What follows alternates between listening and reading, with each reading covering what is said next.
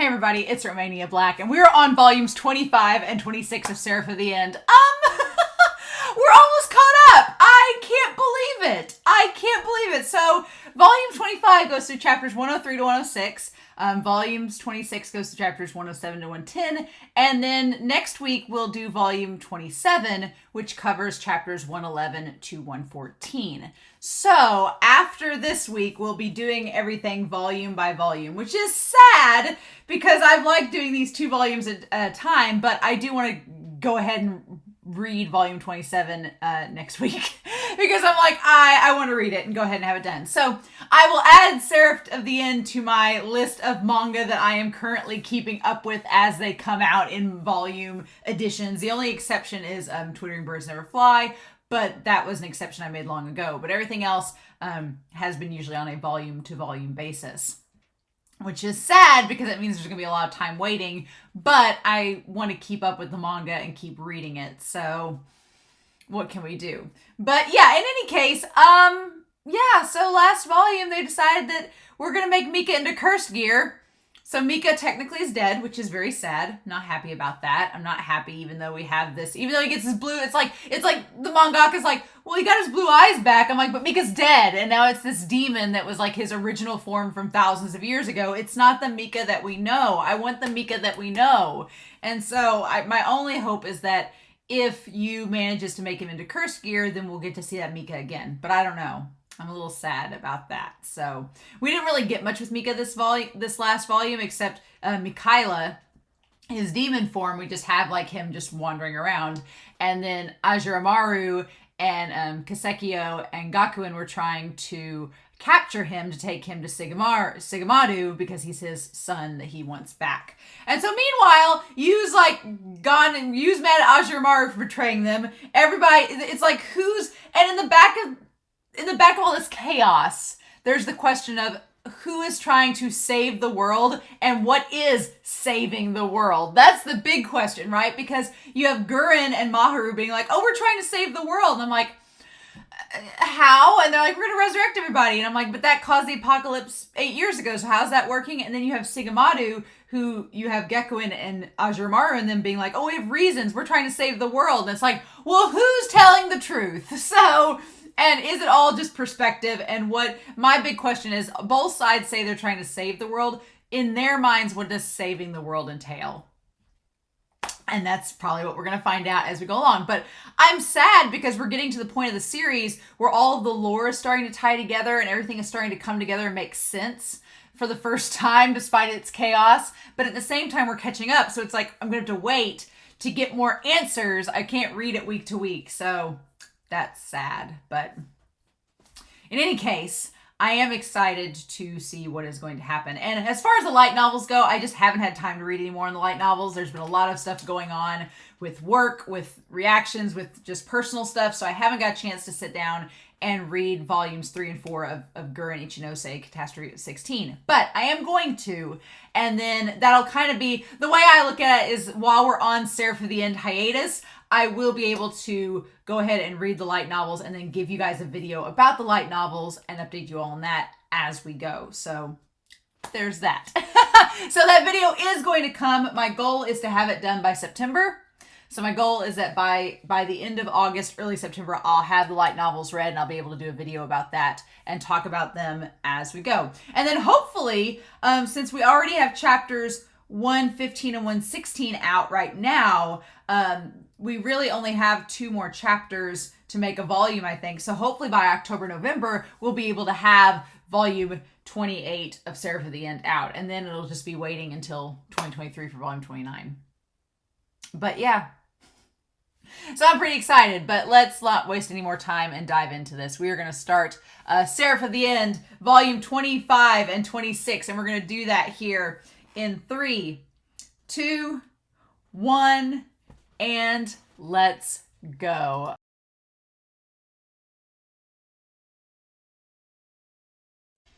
Oh my gosh.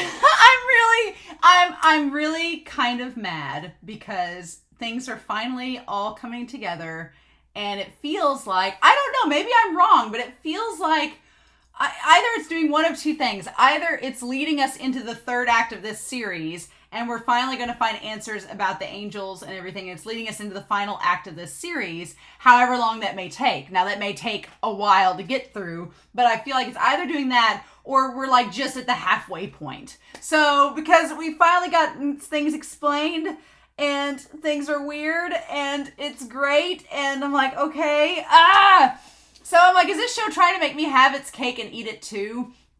Because is it trying to let us have Yuu and Mika as a couple, but also Shinoa and Yuu as a couple? Is it trying to let us have both? I'm very selfish with my ship of Mika and Yuu. I will be the first to admit it. I'm very selfish with Mika and Yuu as a ship. I want it to just be them. I don't want anybody else involved.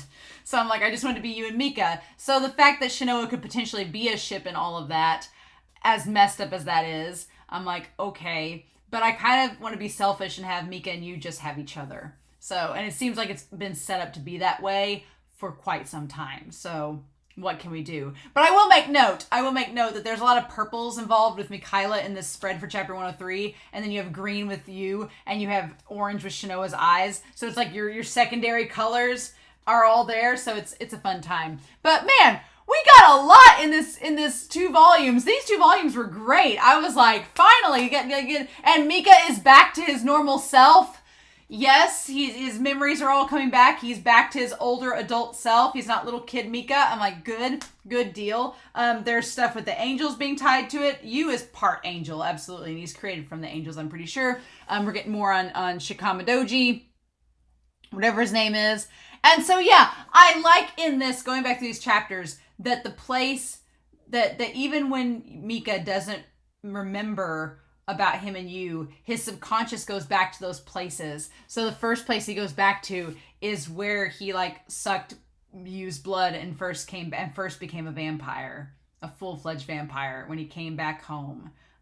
This is where Mika came back to me. Shut up. Like just and so it also makes more sense now that we're fully getting into this, why Yuu is the way that he is, why Yuu is so like airheaded half the time, because he's just a clone. He's just been cloned over and over again. It makes sense. And I wonder if when he first actually like died, like in the anime, if that is what killed him, kind of reverted him back to being a little bit more dense. Because it didn't seem like he was like that in the anime starting out, but he also was like hell-bent on revenge and was like in this depth of despair, right? It's also creepy how there's like tiny baby Mika like laughing through the hallways of a grocery aisle, like hee hee hee, like running around creepily. It's creepy. But yeah, so I love that the humor in this series is so bonkers, and it either works or it doesn't work. Like the octopus face, like when they're trying to be like dead serious about it, and Guren's like, God, I can't take it. It's great, but at some point, like some of the like more potty humor, I'm just like, it's just not for me. I'm not really into it. Although it was kind of funny, like the little play on words there at the end of the last chapter. It was fun too. So Shikamadoji. We're going to put Shikamadoji up here. Shikamadoji. I feel like we don't know, I'm starting to wonder if Shikamadoji really is that. It's Shikamadoji, or AKA, I can't figure if I want to call them Siga Madu or Shikamadoji. I'll probably call them both in this. But for being an antagonist, there's a little sliver that makes me feel kind of bad for him, especially by the end of this with the angels. Like, there's some stuff that I feel kind of bad about, but I don't know what to think. I'm like, I kind of feel bad for him because it seems like he's got these ulterior motives, but he's doing it for the sake of his dead child, but we don't know enough of the details. But then, on the other hand, you have Ferid. You have Ferid and Guren and Maharu. I'm going to put them together, and I'm going to put Cruel separate over here. That's kind of tied to them. And then you have Erd and Rigger, who... they're a ship now. I'm shipping Erd and Rigger so hard now. I was like, show, are you making me ship these? Series, are you making me ship these? Okay, I'm on board. Sure thing. I'll ship these 2 brothers that are like have chemistry and like have a past now. I was like, where did this come from? I'm all about it. But so we have that, and then we obviously have Yuu and Mika. I'm gonna put Yuu and Mikaela right here. So the big question in all of this at this point is we're finding out more of the lore with the vampires. We're figuring out more with the lore, with what they're doing, their reasonings, all of that. The question is their motivations. Everybody's saying that they're trying to save the world. Everybody's saving the world. Like the vampires said they're saving the world because the humans are stupid. Siga Madu is saving the world for reasons we don't know yet. Ferid and Guren and Mahu are like, we're saving the world. Guren's things about bringing back humanity. And then Cruel is probably the least saving the world-ish. Cruel just wants her brother back. She's the most selfish in all of this. She's like, nah, you guys, I'm just playing along with y'all, but I want my brother back. I really don't care about any of you other guys. So whatever. Cruel's probably the least complicated of all of this. I think Cruel's the least complicated so far in this. Everybody else, though, this series makes you question not only who you can trust in the series, but also makes you question, okay, not only who can I trust, but what are their motivations? And are their motivations, for the betterment of mankind, or is it something different? It's like, I don't think any of them are really out for mankind as a whole. Even Guren, though he says so.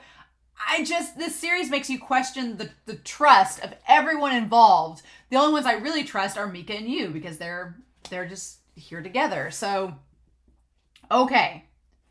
So we have this idea that there is this drug, and I'm going to put this kind of over here.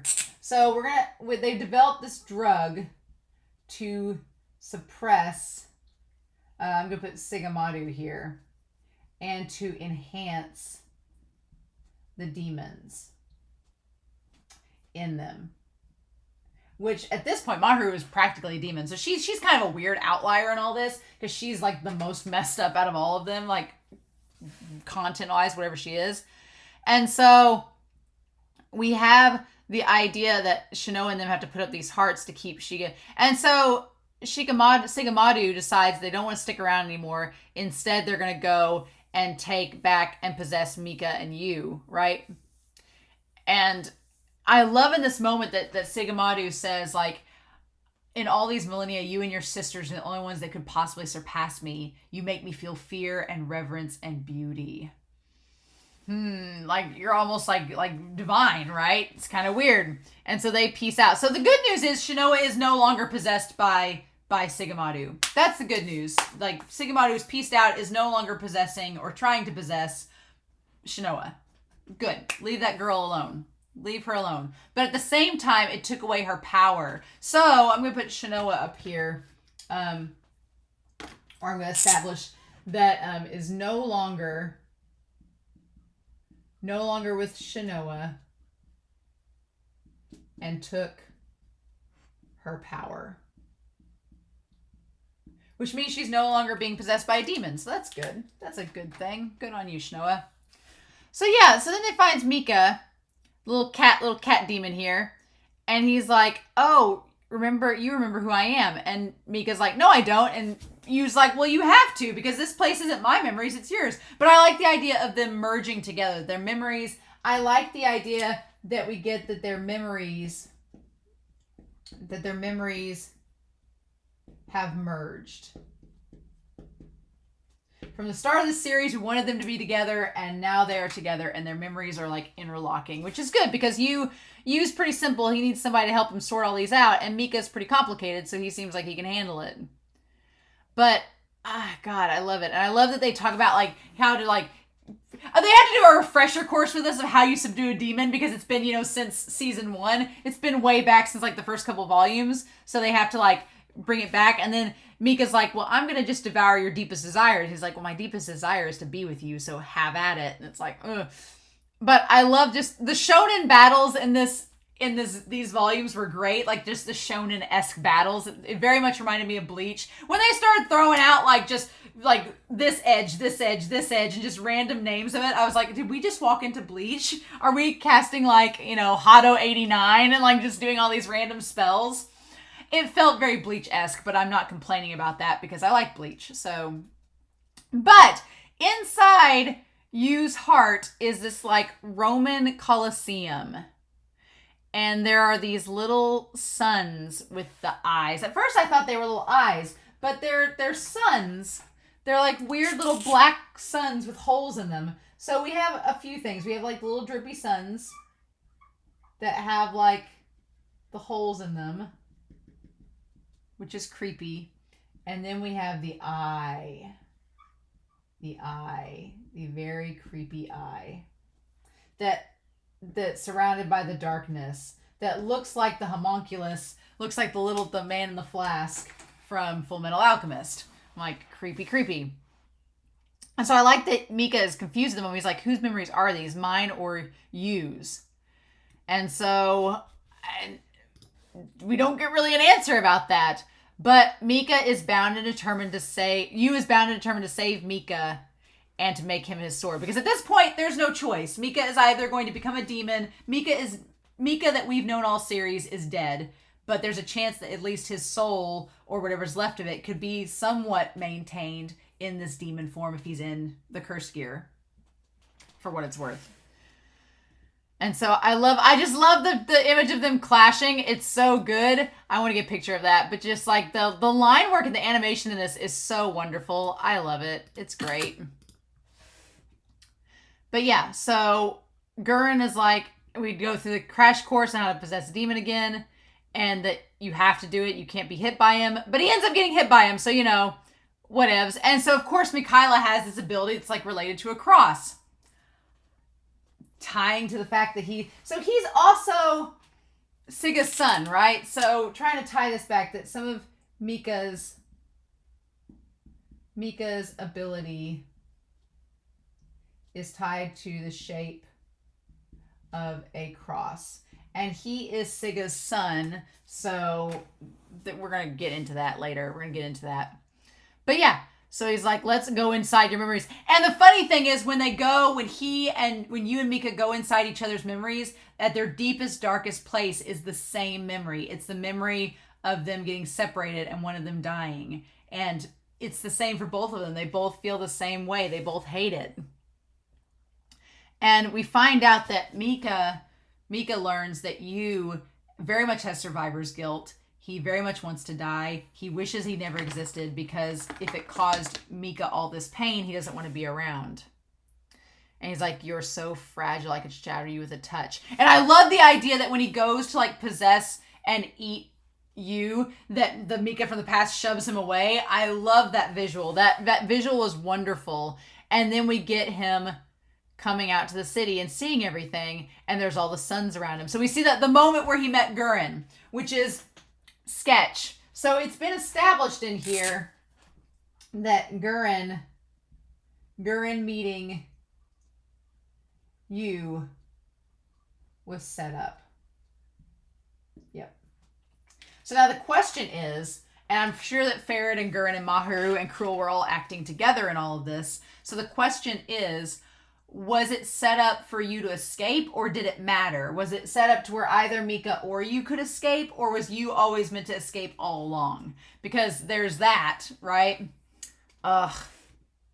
But yeah, they all go back to the same memory with one another. And I love the two swords next to each other, where he's like, let me cut you once. He's like, I swear, Mika. And he's like, I swear you, I'm going to save you. I love that they both say it at the same time. And even the little demon Mika is like, I'm going to save you too. Oh my gosh. And then he chops Yuu's head off. I was going to make a reference to another show with another character whose head was getting chopped off. I was like, why not? And then, so when he goes into the deepest, darkest corner, like we see the Mika that we've always known, like 16-year-old Mika, and we see the damn eye. Oh my god, that homunculus looking eye. What the fudge. So, and then of course, this show cannot give us nice things. It cuts away from that, and we go back to Saito and Erd. I was like, are you freaking kidding me? We've got to wait to find out. But yeah. So, I made a joke in the reaction, but Saito sitting there in the chain tied up is basically Aizen from Bleach. Speaking of Bleach, I have the feeling that the mangaka and the creator is influenced by Bleach quite a bit with this series. But I was like, yes, that looks like Aizen and Chair-sama very much, and it's kind of hilarious. But yeah, so it's a nice twist to find out that the entire cell that was there from the start, that the cell was meant for the first. It was meant for Siga. That from the start, that cell wasn't really meant for Rigger. It was meant to capture Shikamadoji from the start. That was a cool reveal, that little twist. And the fact that Saito's like, I could have gotten out of this whole time.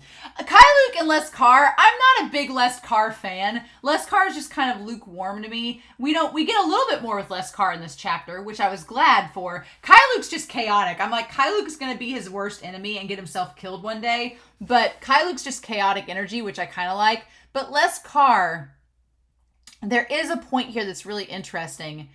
And Saito, of course, he's asking if Erd's mad at him. And Leskar says, the only thing I can say is that Lord Erd has never grown emotional over anyone but you.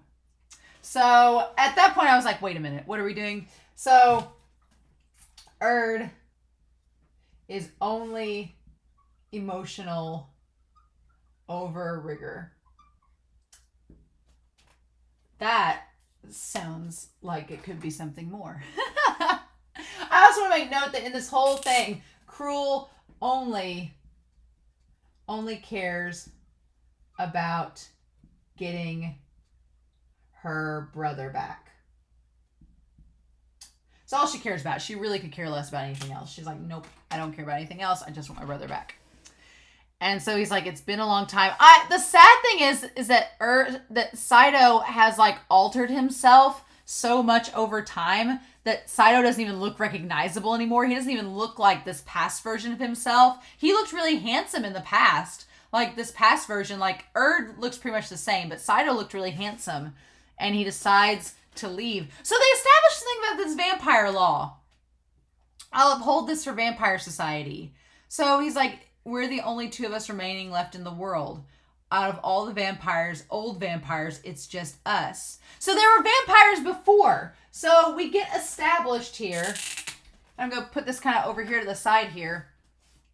That there were vampires alongside the first.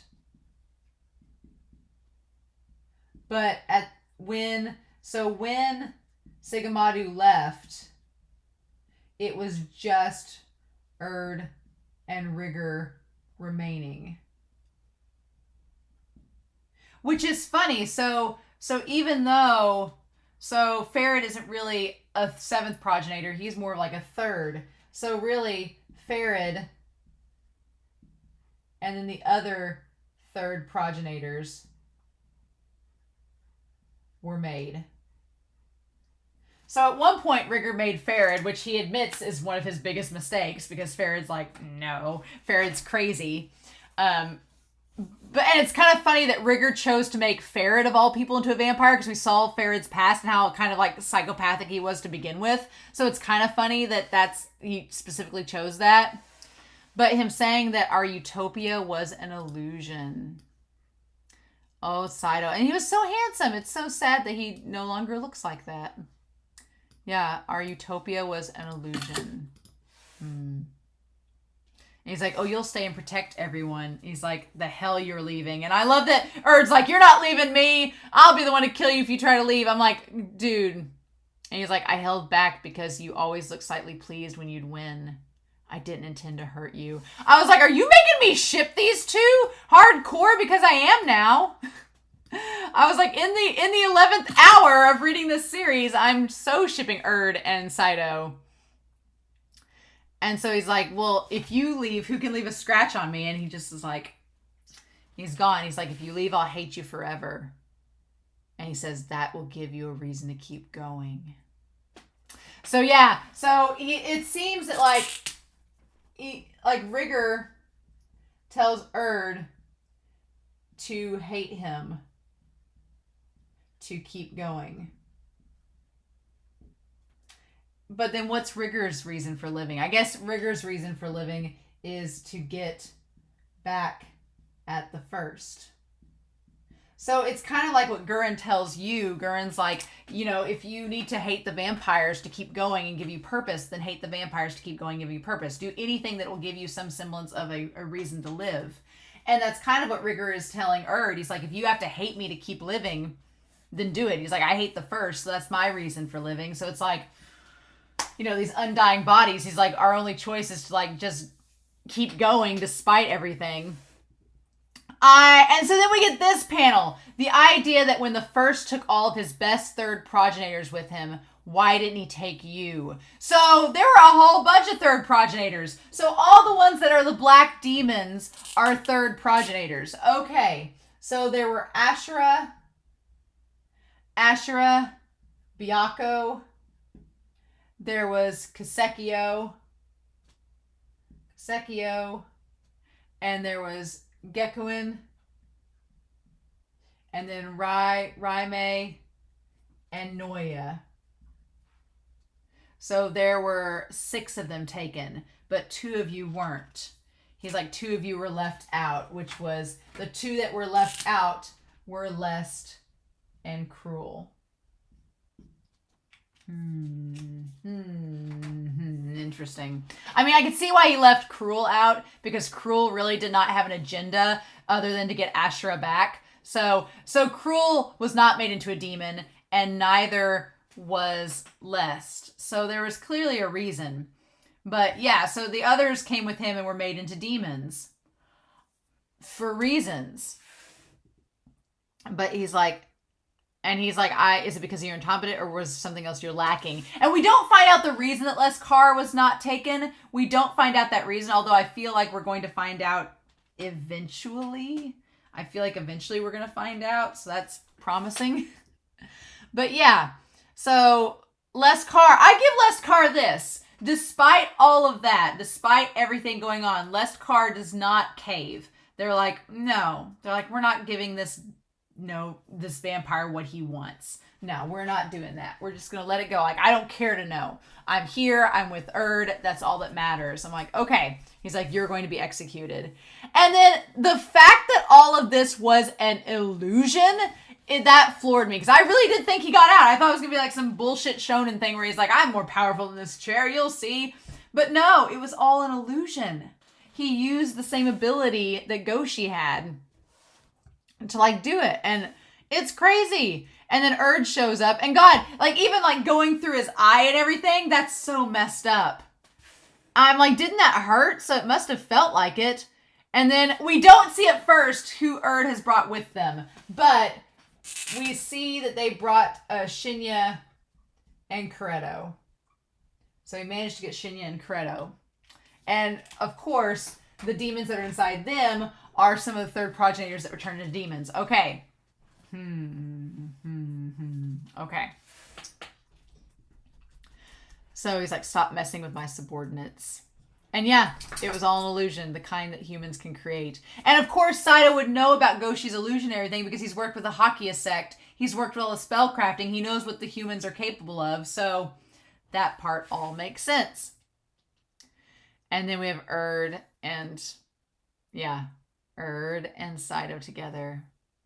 And he's like, you've been blessed with good companions. It's like, damn.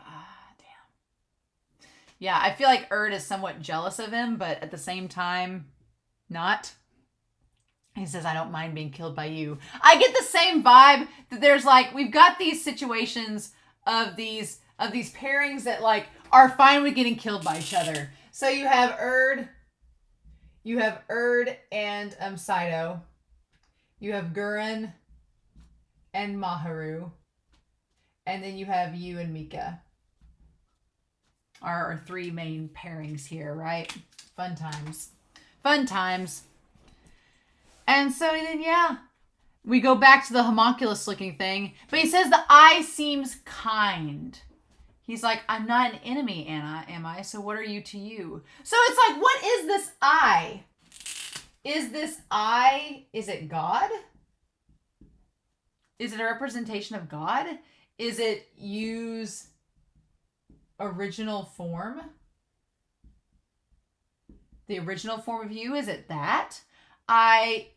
We don't know. Is it an angel? I don't want spoilers if it's revealed in the next couple chapters, but I don't know. But it's very interesting that it seems kind because it's a creepy eye. It's scary, But Mika isn't bothered by it. In fact, he says it's okay. He's like, this eye doesn't seem threatening at all. And I'm like, okay, fine. It's not threatening.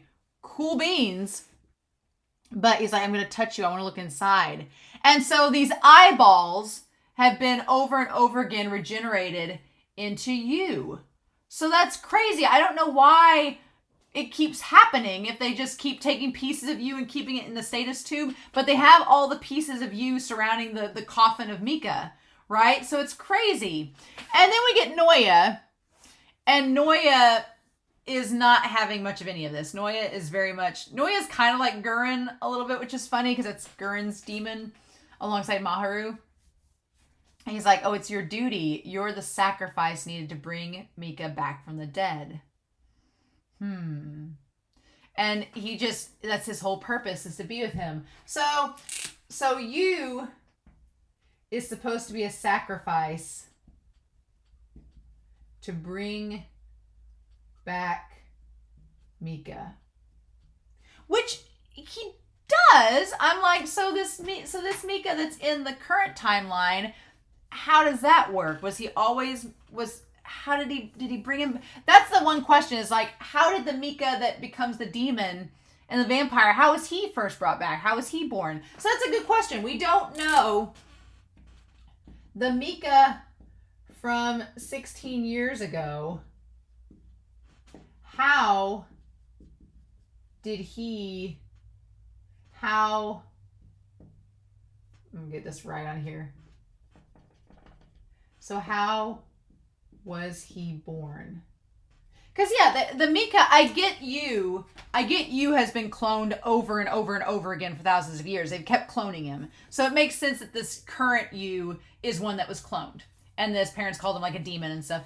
Makes sense. But where did this Mika come from 16 years ago? How was he born? He's been in this coffin this whole time, so how did he get born and resurrected? I'm like, tell us your secrets, series. But it's not time to know yet. It is kind of creepy, though, that Noya just yoinks and kills you over and over again, and then they just pop it out of a tube and he just regrows himself. Oh my gosh, it's kind of crazy. And it's also funny because the eye that is in the sword now that Yu has, it's Mika, has the eyeball in it too, just like the test tube. It's very creepy. It's interesting imagery. But yeah, Orai Meki showing up in her scantily clad wardrobe here. Interesting. And so they all join in the room. And so here comes the question, like Erd is like, your revenge here. What is the point of it? Is it going smoothly? He's like, I don't care what you're doing for revenge. Don't care. Don't know, don't care. It's been going on for thousands of years. I don't care at this point. But is it going smoothly? Is it going to fail? So I feel like Erd is working alongside Guren and them to stop Shikamadoji. So he's working with them to stop. And Cruel is working with them to stop as well. To get back Azuramaru. Which where is Azuramaru right now? Is Azuramaru still inside of you? Is he still inside of him as well? Has he like manifested somewhere else? Like, where is Azuramaru? Is you able to have two demons inside of him at once? Kind of like Guren? I'm like, where's Azuramaru in all this? Has he where's he at? Where's his curse gear? Where did that curse gear go to? But yeah, he's like, and then Siga Madu, I love when it's very creepy when he like just like looks right at them and he's like, oh, there you are. To think you've come this far into the past. I won't let you get away. And he wants them to go to sleep. He's like, you need to sleep.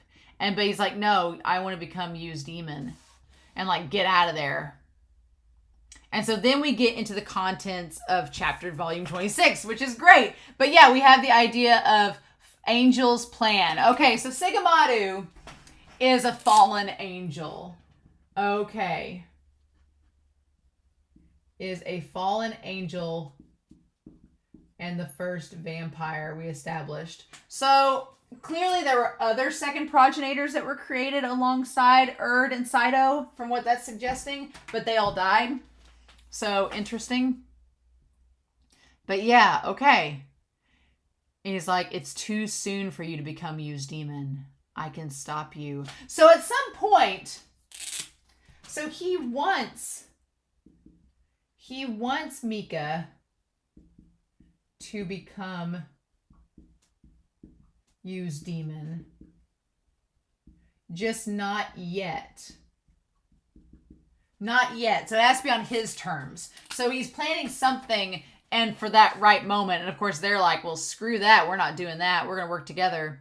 And so I love that Yuu is like, okay, I can't remember anything from the past. And I love that this little Mikaela, the little child Mikaela, is now becoming more and more like Mika. Like, once they get back, he's like, his expressions and his stuff is more like Mika. He's like, why don't you remember what's going on? You're an amnesiac. Like, it's the personalities are merging and coming from the past, which I liked a lot.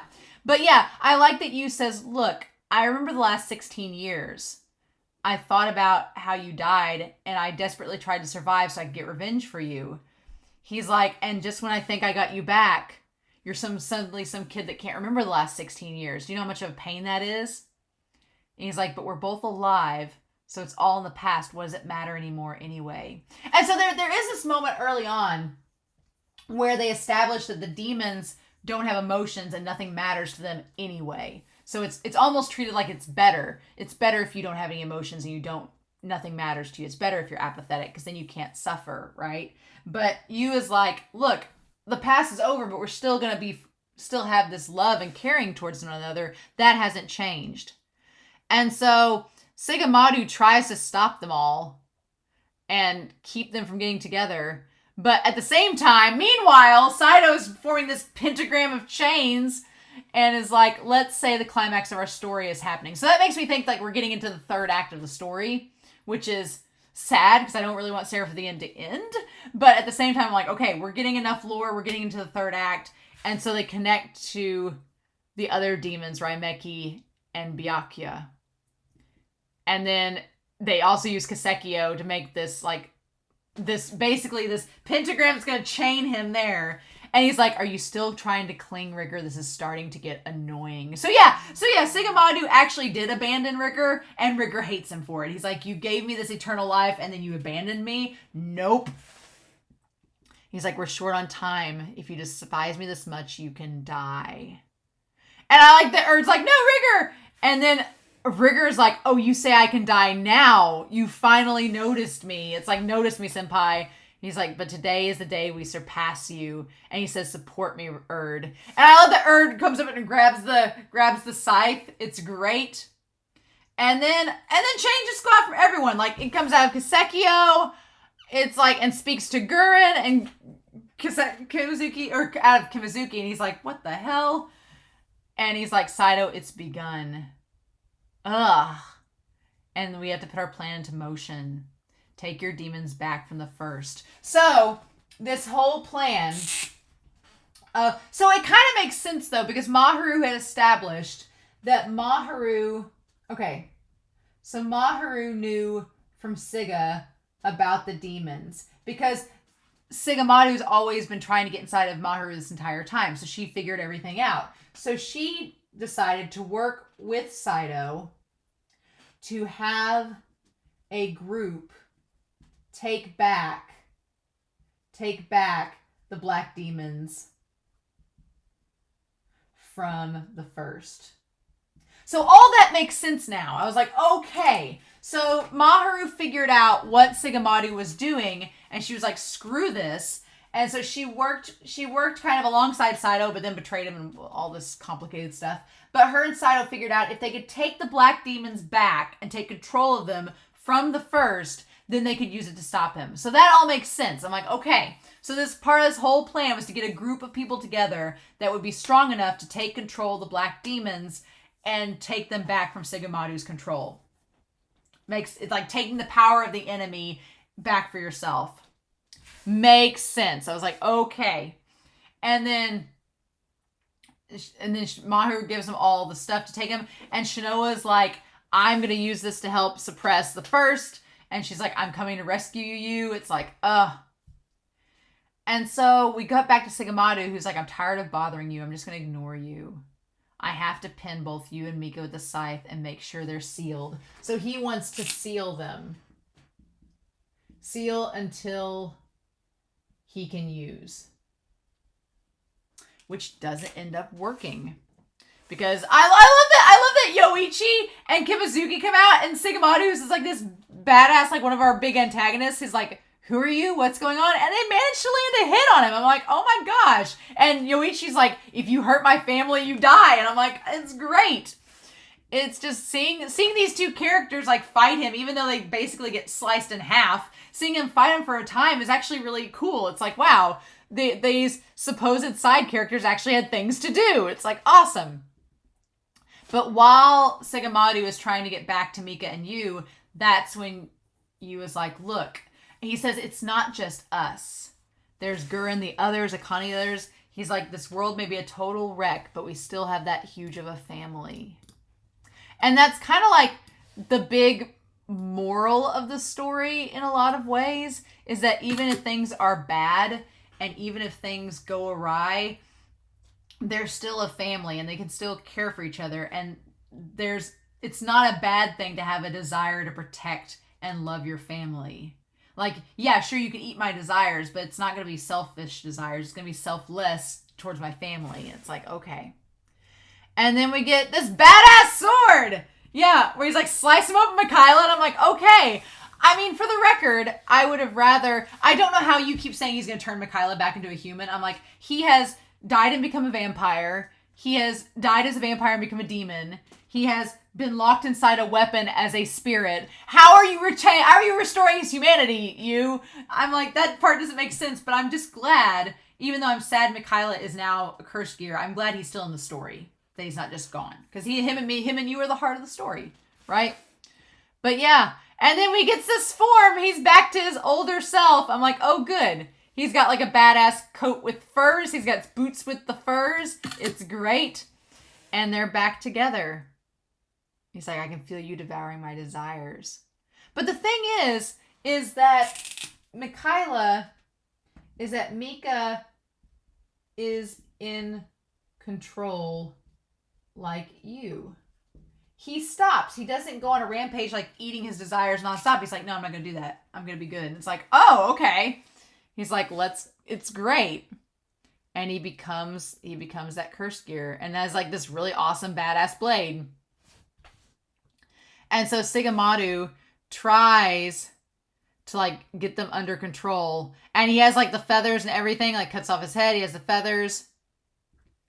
And the eye coming out of the sword is so creepy. But then Yuu is like, he's like, Shanoa's helping too. I want to give something back. I want to protect my friends. I want to protect everyone. I want my friends to love me. After all, I can't love myself. That's the saddest thing, is that when Yuu is like, I can't love myself. He doesn't have that ability. So instead, he wants just others around him to love him. I'm like, oh my God, that's so sad, right? It's so sad. And then Mika's like, I've had my fill. I'm not going to eat anymore. He's like, don't merge any further. It isn't time yet. Oh, he's like, who cares about you? So clearly there is a reason. So clearly this whole thing about Mika and Yuu merging has been meaning to happen this whole time. Which I think, okay, I'm assuming that he wants Yuu to give up his body to manifest Mika back. But here's the question with all of that, okay? So it makes sense that Siga Madu wanted Yuu's body to be a sacrifice to manifest and be able to contain Mika. They wanted Yuu's body to contain Mika to bring him back, because the demon would possess Yuu, Mika would become a demon, possess Yuu, and then take over his body, and then he'd be back in the flesh. Makes total sense. Makes sense. However, I'm like, we already had a Mika from before, so they clearly were trying to keep Mika from being found by Siga Madu. So why didn't Siga Madu just take Mika as an ordinary human Mika and be satisfied with that? Like, you'd have your son back, right? That seems legit, right? But, so there's clearly something more to it. He's clearly going to use Mika and Yuu for something. He didn't just want his son back, because he could have had it back then with Mika. So he wants to use them for something. He wanted Yuu to give his body up to Mika and for Mika to be a powerful demon. He wanted that to happen for reasons that we don't know for sure yet. But I'm like, are you kidding? I'm like, really? So yeah, so there's some ulterior motive there that we don't know yet. And then he goes like on Phantom Journey, Pandemonium, names all of these different edges. And so then he's like, stop, don't use that much power. If you merge any further, they'll notice. So it's all of these edges that are the power that the angels notice. We'd forgot about them angels for a while, right? They kind of been on the back burner, right? And then we see them. These headless angels. They have no head. It's creepy. I don't like it. And so then, Yuu comes down and strikes at Siga Madu. And then these angels with the creepy heads and like the face. But the heads, the heads that talk about the sinners being found look like this. The heads of the angels look, they look like little spirits, right? But they're black with the thing. They look the same as the things that were with you. So I'm like, he's like, was you, and we established that you was one of the trumpets. So I'm like, was you originally an angel and was kind of augmented? And like the great sinner who defied holy law to revive the cursed child and brought blight upon the world has been found and must be executed. He's like, execute the fallen angel.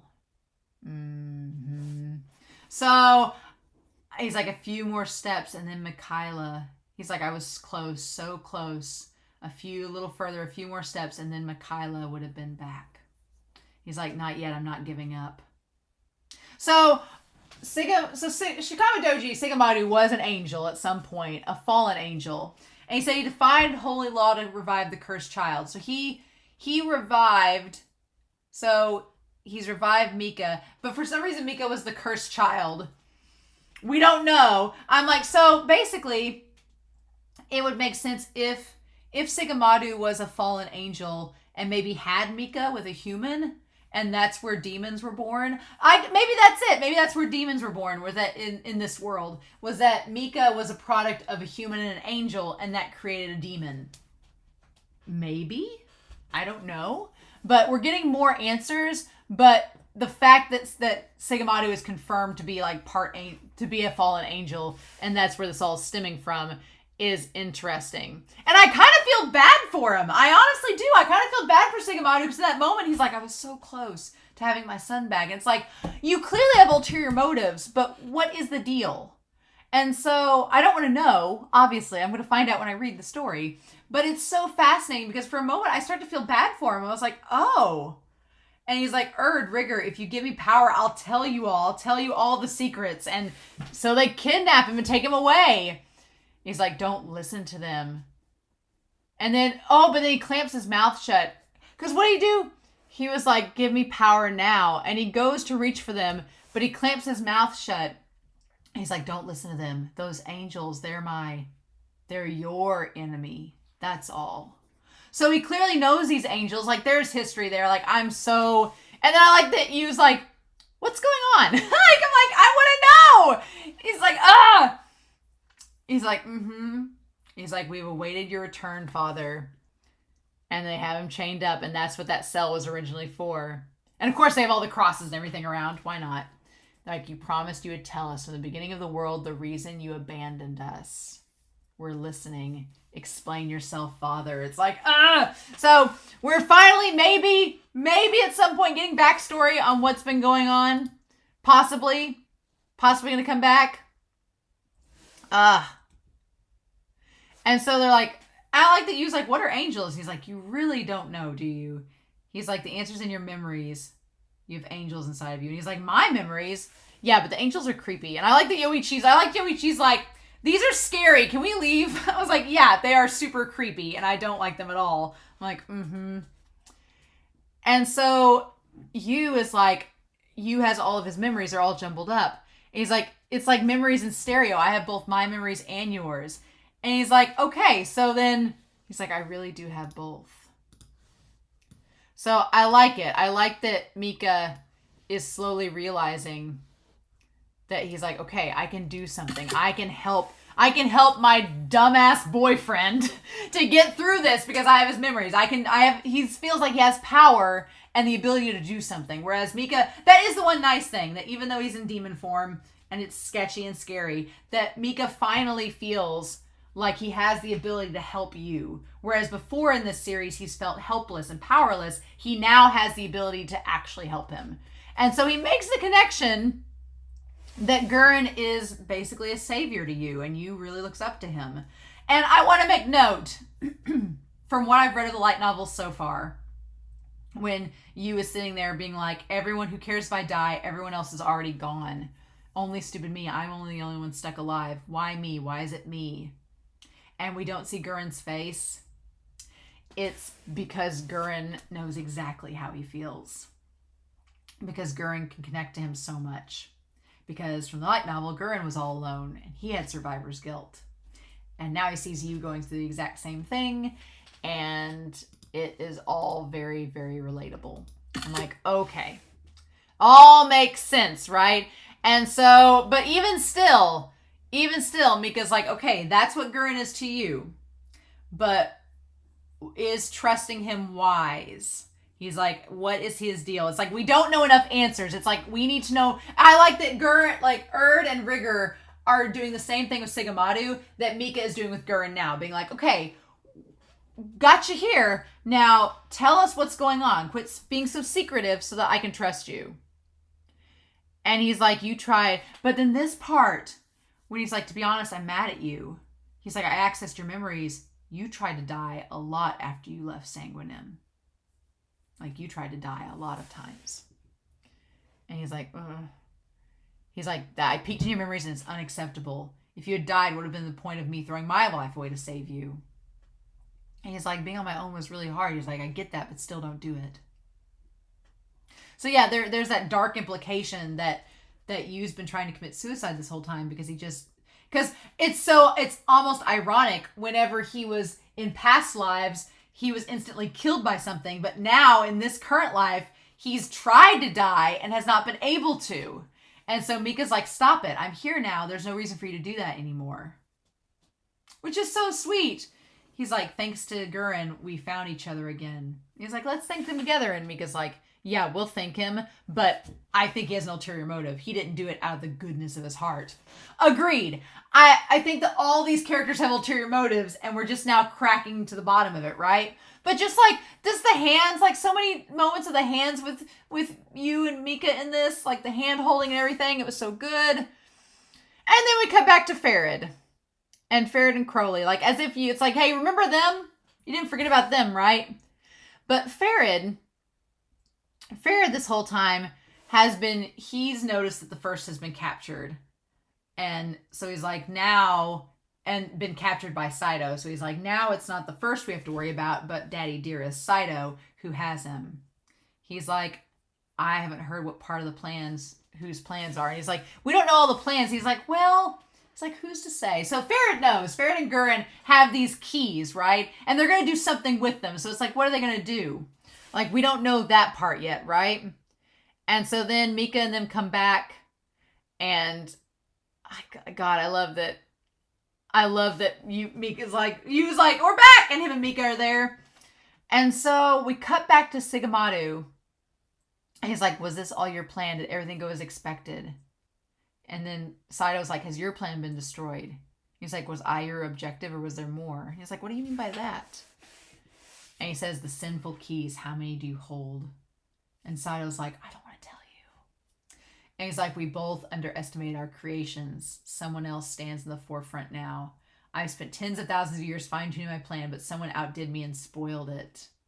Whoever can do that is the kind of person who will destroy the world for personal gain. And I love that Erd and Les are like, don't like that. Kai-Luke's like, let's find out. And then we cut straight back to damn Ferid and Guren. And Curly's just like, He's like, whose turn was it, you ask? It's our turn, Guren.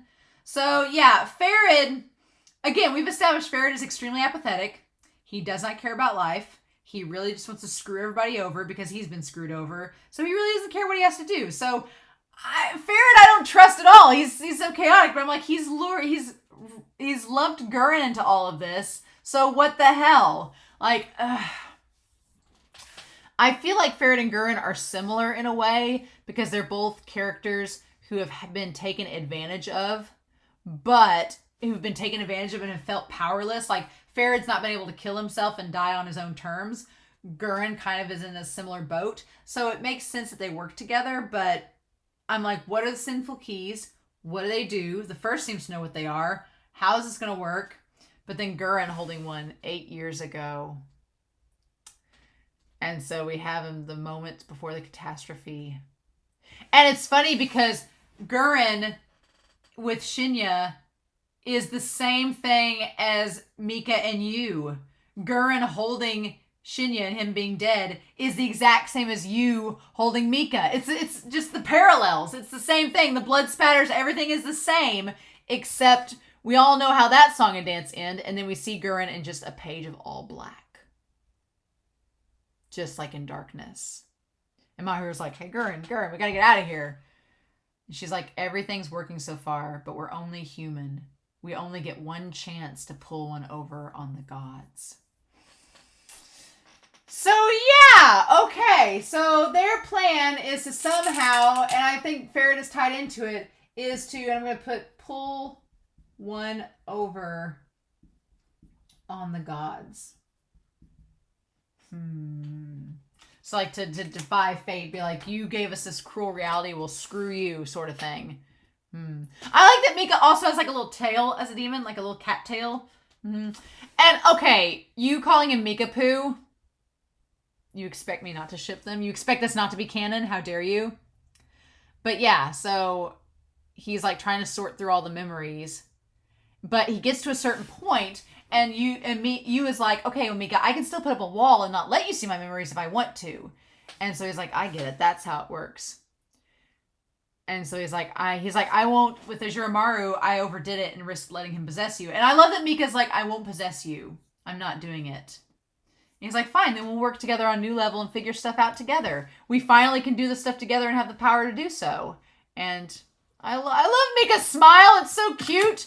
I'm like, yes, please. But then, yeah, Shinoa, here's the thing. Shinoa is joking about the whole bridal style, Carrie, but then Yuu does it anyway, and she's like, but Yuu is oblivious. Yuu does not think of Shinoa as romantic at all. It's a little bit one-sided. Again, I don't think Shinoa is like Mahiru. I think Shinoa is more like Shinya. I think Shinoa and Shinya are pretty similar, where they both like their other would-be partners, but their would-be partners already have somebody else that they're in love with. So it's like, all this unrequited love, what do we do? And then Mika's like, Yu's friends saved him. And Guren helped too. I wonder, how did you meet Guren? So he's trying to piece it all together, and we have all the black things in the sky, everything. It's creepy. He's like, why is Guren doing this? So Mika's trying to put two and two together. He's like, no, this was all planned. He was waiting for you. Who let him know it was coming? Ferid could have dodged, but he didn't. It was all an act. So what is the point? Why did you connect? Why are you connected to Guren? How are you connected? And I love when he's looking at Ferid in the face being like, tell me your secrets. What's the deal with Cruel? Why did she turn me into a vampire? Like all this. And then he looks down the dark corridor and he's like, is there some other clue buried in my memories? And there's Mahiru. And he's like, she was there too. Where is she looking? It looks like you're looking straight at me. This place is a nightmare. We're surrounded by too many crafty bastards. How can I protect him? And that's when Cruel comes in and is like, boop. But yeah, so these four, whatever their deal is, I'm hoping we find out in the next volume or get some semblance of it. Probably not. But yeah. And Cruel says, I just want my brother Ashura back. And I really thought that Ferid ran over Kimizuki, but I'm glad to see that Kimizuki was able to dodge. Kimizuki's had to dodge a lot of vehicles in this series, constantly. It's great. But yeah, he's like, oh, you guys are amazing. You survived the first. Ha ha ha. And I'm like, oh, Ferid. And so then Guren, of course, working tandemly with Ferid, decides to move their location. And I love he's like, we'll just relax and follow along. And I love that Mika's like, relax around you. Not happening. I was like, Mika is still my favorite. I love Mika. I'm like, yes, that's exactly right. All the shadow players are coming together. and I have to be there to protect you. And I like that Shanoa is on the same page. Shanoa's like, yeah, she's like, I understand the feeling. Don't trust anyone. Stay wary and protect you. Be careful, my sister, because she's dangerous. Yeah. Oh, I love it. I love this. She's like, I'm just a girl who fell in love. The real question is, who are you two? How many tens of thousands of years have you lived? We're going to try to figure that out. So yeah, what's the deal with you and Mika? What's the deal with their past? How's it tied to Siga Madu? What are their objectives? How is Rigger going to handle all this? Like, all the pieces are coming together, and I like that. It's just coming together when we have one volume left before we're caught up. And then I'll get to wait with you all month to month as the new episodes come out. So that's fun. Damn it. So I don't know if I'm going to be able to wait very long to read volume 27. It's going to go by really quick. I already know that. It's going to go by really freaking quick. But I don't know how long I can wait. But I'll probably wait a couple days just to be safe. Just to be safe. Just let it all soak in, right? So I can enjoy it. But yeah. In the meantime, I'm curious to know your comments down below. Please, no spoilers. But I'm almost to the point where that won't matter, right? We won't have spoilers because we'll be caught up. But in the meantime, I hope you all have a wonderful week. Please stay safe, take care, and yeah, I'll be back very soon with volume 27 of Seraph of the End. Bye.